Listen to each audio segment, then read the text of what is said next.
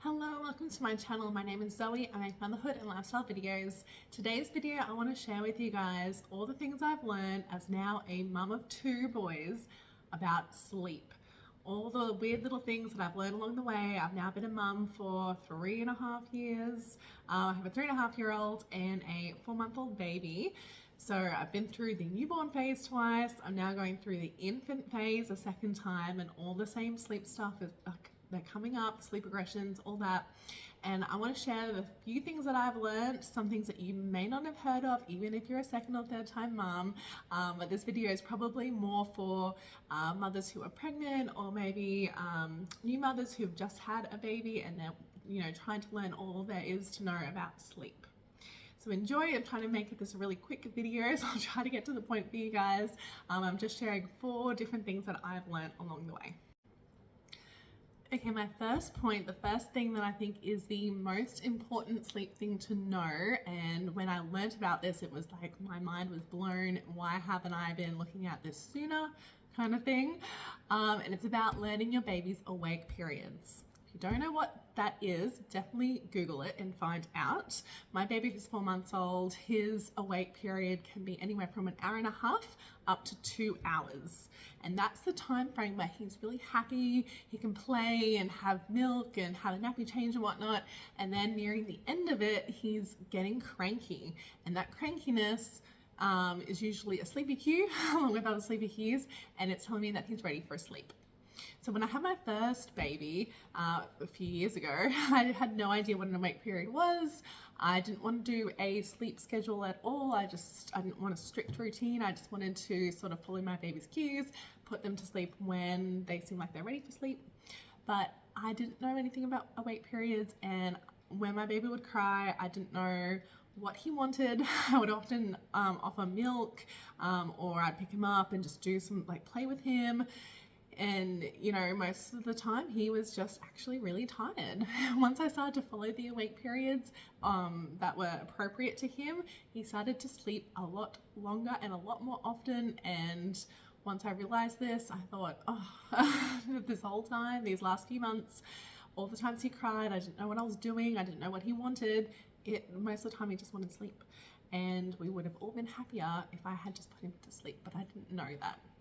So newborns can only stay awake for about 45 minutes. It goes really quick. It's usually enough time for a feed and a nappy change, a burp, maybe 5 minutes of playtime. It just goes so fast. And then as they get older, that awake period will stretch out.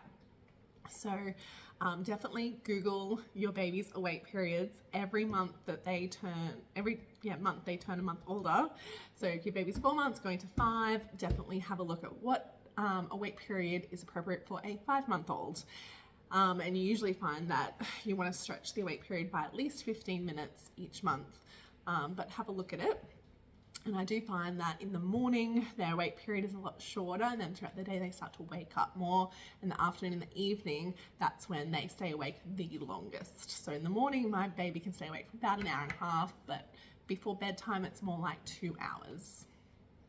That said, you don't want to get into a habit of just following the awake periods and not looking at your baby's sleepy cues. So definitely have a look. You want to pair it with their sleepy cues. So keep an eye on the time, see how long they've been awake for. When they're starting to fuss and cry and not be interested in their toys anymore, then that's probably they're all signs telling you that it's ready for sleep, especially if they have been awake for their normal awake period.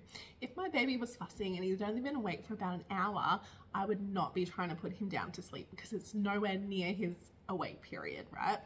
So I'll probably look at other things like, does he need milk? Is he wet? Does he want a nappy change? Is he just fussy being on the floor? He wants to be sitting up now. I'll try something different. But if he was fussing around the 2-hour mark, then I wouldn't be doing those things. I would be getting him ready for his nap straight away. Now, I much prefer doing this rather than a sleep schedule, because the strict sleep schedule has specific times of the day that you put them to sleep and you have to wake them up. And to me, that just doesn't seem very natural. Babies are not robots, they're humans, and just like us, we have more tired days, more awake days.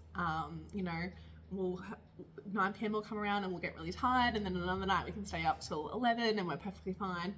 So I think it's more important just to sort of follow your baby's cues along with their awake period. Because if you look at a baby who has a 2-hour awake window and they wake up at, say, 5 a.m., you want to put them down for their first nap at 7. And then the next day they might wake up at 7 a.m. for the morning. So you can't put them down for their morning nap at 7 because they've just woken up. You want to do a morning nap at 9 a.m. that particular day. And that's just an example of how a baby's day can change so much, you know, from one day to the next. So I think it's just so much more important to follow the awake period rather than putting them on a strict schedule. The next interesting thing to know about baby sleep is the sleep cycle. And actually this sort of covers all humans, adults and babies and toddlers, excluding newborns. Newborns will, they won't really have a proper sleep cycle. They'll sleep until they don't need to anymore, or they're hungry and then they wake up. But when they go through that 3-4 month sleep regression, that's really annoying. They wake up a lot crying and having those short naps. It's just them starting to develop their sleep cycles. It's a really good thing. We all do it. It's a basic instinct. And the reason why we do it is so that when we don't just sleep for hours, you know, we could be in a really dangerous area or in a position that's not, you know, feeling good for our body, and there's not a, you know, good blood flow. So it's like a survival instinct. It's something that God has put in us just to help us survive, really. So basically through the day, all humans will have a 40 to 45 minute sleep cycle, and then at night it doubles. It's about an hour and a half. And you don't know this, but every hour and a half overnight you actually wake up, and you wake up very slightly, just enough to sort of reposition yourself and check that you're safe, and then you go back to sleep. And it's such a short window that you wake up for, and you're still pretty sleepy overnight because you want to go to the next sleep cycle. So you don't wake up very long, and you often wake up in the morning completely forgetting that, you know, you've even done it. You don't even realize. But we do that. We all do it. And you might find if you have a nap during the day, you'll only have 40 or 45 minutes. And you might find your baby does that sometimes too. And it might mean that they only need one sleep cycle, or it could mean that they are having troubles connecting one sleep cycle to the next. So you're probably wondering, why do I even need to know how long a sleep cycle is? This doesn't really help me. Well, it's actually really good to know this when you're trying to plan throughout the day, especially if you're going out. If you know you need to leave the house by 10 a.m., for example, and your baby is crying for a sleep at 9, then you know you have time to put them to sleep at home. If that was me, I would put them to sleep at 9 and then wake them up at 9:45. That way they get one full sleep cycle, and then you have time to get ready and go at 10 a.m.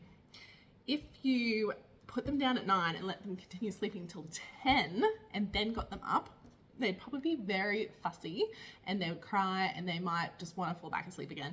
That's because you're waking them partway through a sleep cycle. So you might think it's better to let them sleep that little bit longer, but it's actually worse because they're now going into a deep sleep cycle. 15 minutes into the next, they're definitely in a deeper part of the cycle, so they're going to wake up crying. And that's where that phrase, never wake a sleeping baby, comes from. It's totally fine to wake a sleeping baby. You can definitely wake your baby up, but just know the right time to do it. All right, my third point and something I've learned along the way, different things that I've learned along the way with this is the fact that I guess we as a society have tried to make our babies and toddlers sleep longer. And there's a few things that we've done or a few devices we've used to try to do this that have hurt our babies in a way that's caused developmental delays or issues in our babies. And I'll explain a few of them. So the first one is trying to force your baby to sleep when they don't want to sleep. So during the day, you know, they might be going through something new that day or learning a new skill, so they're just a bit more alert. A few weeks ago, my baby started rolling. Well, probably a month ago now. It just flies by. Definitely, yeah, a good month ago when he was about 3 months, he started to roll more, and he was obsessed. Every time I put him down, he would roll. And a few days around when he first started doing that, he was a lot more alert and he wasn't really interested in napping. He would get really tired and cry, and then I'd try to put him to sleep, and sometimes he would, sometimes he wouldn't want to, or he'd have 5 minutes and then he'd be awake because he just wanted to go back on the floor and roll, and that's really normal. And you know, if I had decided to just put him in his cot and leave him in there, even if he was wide awake and wanting to roll, but he didn't really have the space to do so, you know, that would delay him, because all he wants to do is learn. And he was perfectly happy being on the floor. It didn't affect me.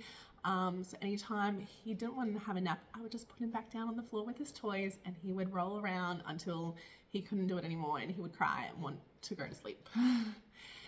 So I've heard of a lot of sleep consultants, sleep trainers who will say, you know, if your baby doesn't nap, just, you know, just leave them in there, you know, and then after an hour of being in the cot alone in a dark room, then get them up and sort of treat that as their nap, and then, you know, force them to stay awake for the next awake period, and then put them down for their next nap to get them on, you know, that schedule and make it really routine. But I just don't think that's fair to our babies when they clearly, you know, want to just play for that little bit longer. And some days he'd only play for another 10 minutes or so, and then he would go to sleep, and then he'd have a great sleep. So I think it's so much better just to follow our baby's cues and not force them to go to sleep earlier than when they need to, or nap more than what they need to that particular day. So that's one way that we can cause developmental delay by trying to get them to sleep longer. Another thing is swaddling, and swaddling too tight or for too long. So swaddling can be really good when they're first born, they first come out of the womb, because it, you know, keeps them really bound up, and it helps them to feel secure and safe like they were in the belly, because they're transitioning, you know, to the outside world. Very, very normal thing to do. Lots of parents do it. It does help the baby, especially with that startle reflex, because it just keeps their hands in nice and tight. It's really only meant to be done for that first little bit outside of the womb. So definitely the newborn phase. You don't want to be doing it out of a newborn phase. I only did it for about 6 weeks with both of my boys. That's it. By then they were sort of over it. They were moving more, and you can tell their muscles were building up more, and they just wanted to be more free, which is very normal. But it is recommended to only do it for the first 2 to 3 months, because by then they are usually showing signs of rolling and it's unsafe. But also it can delay your child if you continue to tightly swaddle them for, you know, months and months and months. If you do that, it can bind their hips and their legs in too tight. So babies, you'll often find them sleeping, their legs go into an M position, they come up, and they sort of look like a little frog. That's a really normal position for them to be in, and especially when they're sleeping and they're growing and developing, it's good for them to have that freedom to move their legs around. So if you want them to stay warm, or you want them to be bundled up, put them in a sleep sack where they can move their legs around and have that freedom and space, rather than having them really tightly bound, because that can cause issues with rolling. It can delay them building up those muscles, and then they don't roll as early as they actually wanted to roll.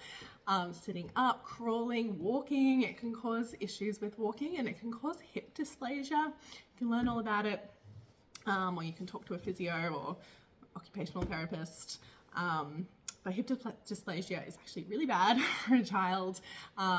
You don't want this to happen, and then they might develop walking issues like tiptoe walking, or just taking taking longer to learn how to walk. So only swaddle for the first few weeks, really, or if you want to, the first couple of months, but definitely by 3 months you want to be transitioning them just to a bag. And then another thing that we can do that can cause delays is the use of a white noise machine. And I'm not talking about general use. I love white noise machines. We have 2 in our house. We have 1 in the nursery for daytime naps, and then 1 in our room for overnight, because our baby's still he's in a bassinet next to our bed, and then my toddler also jumps into bed, so it helps us all sleep better. So white noise machines are great. They're excellent for getting rid of that noise that you have, in the home when the baby's napping, especially if you have older children that are running around and screaming and making noise. But you can definitely cause issues in your baby or toddler by having the white noise machine up too loud and too close to them. So it's best to put the white noise machine across the room from where your baby's sleeping, not right next to their head, and to not have it up super high. You don't need it up super high. You can just have it at a normal volume. If you're not sure on the volume, you can actually download a decibel sound reader, and it will tell you the decibels that it reaches, and you just literally just download the app. I've done it just to test, and I have turned my white noise machine down and have moved it just to make it a bit safer. So you want to aim for like between 50 to 60 decibels, and that's it. If you go higher than that, and you know, for prolonged periods of time, that any sound higher than the 60 decibels, it can cause hearing issues and hearing loss. So it's definitely really important when children are developing, their ears are developing, to not have something like that. You know, especially, you know, if you have it on 12 hours straight at night, that's fine, but have it under the 60 decibels. If you have it more than that, it's going to cause issues. And when they're learning how to talk, if they haven't heard, you know, adults talking properly because they have hearing issues from something like that, then they're not going to be able to develop how to talk properly. That will delay them because they don't know how to copy what we're saying because they can't really hear. So definitely look at the app. This is something that I didn't always know, and I'd often, you know, look at other mums' videos who talk about white noise machines, and they say, you know, put it up really, really high, you want it really loud, and you want it right next to them, but you don't want that at all. You don't need it up really, really high. You really don't. My little baby woke up from his nap, so he's joining me for the last bit. So the last point that I wanted to share, my fourth point, is don't worry about what other people say, what the other advice that people give you, or what doctors say, what you read in a magazine, what you think society says about sleep and babies. Do what feels natural to you and go with your natural instinct. You are the mother. You can do whatever you want with your child as long as you're not hurting them. So if you want to do something that doesn't seem like the norm, maybe you want to co-sleep, maybe you want your baby to sleep on you, you know, during the day you're doing the contact naps. Maybe you want to put your baby to sleep in a cot and they sleep by themselves. Whatever you want to do, just do it. Don't worry about other people, and people try to give you advice. I would just recommend, you know, listen to it and, you know, take it in, but know that you don't have to follow their advice. Talk to other parents, see what they do. If there's something that doesn't work for you, you know, you're doing something you don't like what you're doing, then definitely you have a look at the different methods out there, different things that you can do. But don't think that you have to, you know, stop feeding to sleep, or you have to sleep train because now they've hit the age where they should sleep through the night, or whatever it is.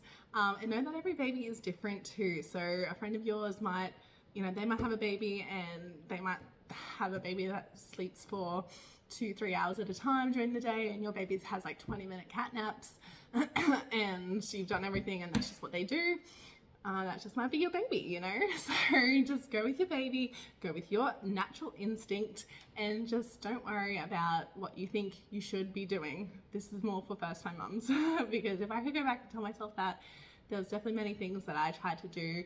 I did feeding to sleep with my first, which I'm trying not to do with my second, just because I have a toddler running around the house and I can't be stuck in a room for ages. But I still do like to, you know, feed a little bit before sleep, not fully to sleep, but just a little bit. And that's just what I prefer to do because I like to give them that top up feed. I don't want to do the eat, play, sleep sort of routine, and that's me.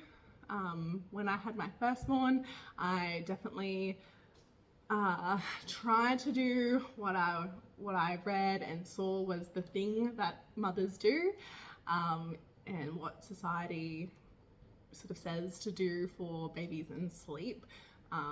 Yeah, I tried not to feed. Once I realized feeding sleep was like a bad thing to do, I didn't even know that. I tried not to and just put him down and see if he could independently fall asleep, which a lot of babies do not do that. And, you know, things like that. So, and I just stressed too much over it. I think as a first time mum, we probably all sort of go through it. And now I'm like, I don't care, who cares? I'm gonna do what works. I'm gonna do what's easy, because eventually they grow up and they don't even need naps. So it just goes so quick. My first doesn't have a nap anymore, so it doesn't matter. And we got through it and he had great naps. So yeah, don't worry, if it's not broken, do not fix it. that is it. They're all my sleep tips, the different things that I learned, I guess, along the way being a mum. Things that, yeah, I just wanted to share that you might not have heard of. If there's something that that helps you, something that you learn along the way as a mum that I haven't mentioned, please feel free to pop it in the comments below.